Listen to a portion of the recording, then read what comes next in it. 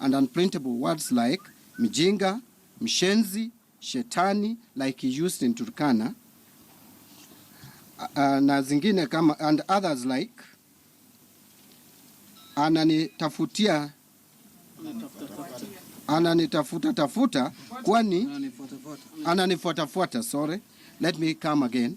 The other one is ananifuatafuata kwani mimi ni bibi yake, in Mutongwe, Mombasa today. Alafu ingine, the other one is Muguruki, which is translated as madman, in Nyeri a month ago, among others. We are just citing examples of the language that the president has been using that is unprintable, even though we have printed it here, but it should not be printed anywhere. These are words that demean the office of the president.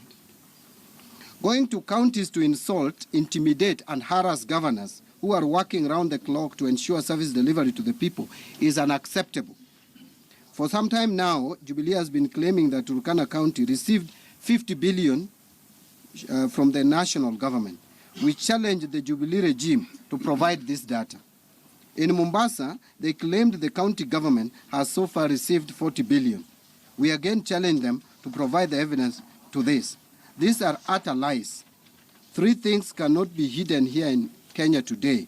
That is, 1 is the sun, 2 is the moon, and 3, the Jubilee incompetence. Those are things that you cannot hide in Kenya today. We therefore demand the following. Number 1, that President Uhuru should declare his interest in Mombasa and Turkana counties. He must tell us why he is hell-bent to frustrate and sabotage the governors of these two counties, and why he is sending anonymous people to trail their movements. Number 2, that President Uhuru Kenyatta must stop making utterances that are inflammatory, derogatory, and presidential, and utterly contemptuous of other leaders. Number 3, that President Uhuru Kenyatta must appreciate that the Constitution fundamentally changed the political architecture of the country, and that the era of imperial and authoritarian presidency was buried deep and forgotten when Kenyans overwhelmingly chose a new constitutional dispensation in 2010.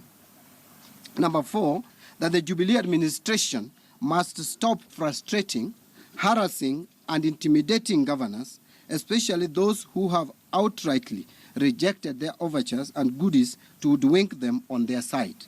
Number 5, as the head of state, the president is a symbol of national unity and must at all times uphold the integrity of the presidency and respect the two levels of government as provided for in the Constitution. The holder of the office of the president must never act in anger, even when provoked. That is the bare minimum that the Constitution places upon the president of this country.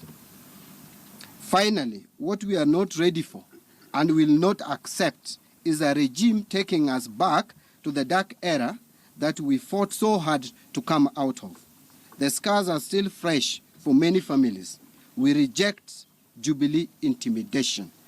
As I conclude, I want to just say that the freedoms that we enjoy today did not come on a silver platter.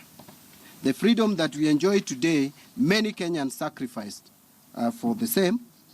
Many Kenyans died, many Kenyans were maimed, and many families were left orphans and widows. And as we speak, as in ODM and opposition in its entirety, we are not ready to be taken back to authoritarian and dictatorial regime. The president must wake up to the reality that there is a new dawn in this country. Kenya is different. Kenya will never be the Kenya of the 1960s, 70s, and even 80s. The Kenya that we have today is a Kenya of an informed citizen. And he has a date with Kenyans on 8th, but before then, 8th August, but before then, he should conduct himself with dignity and decorum as he holds a very important and significant office in this country.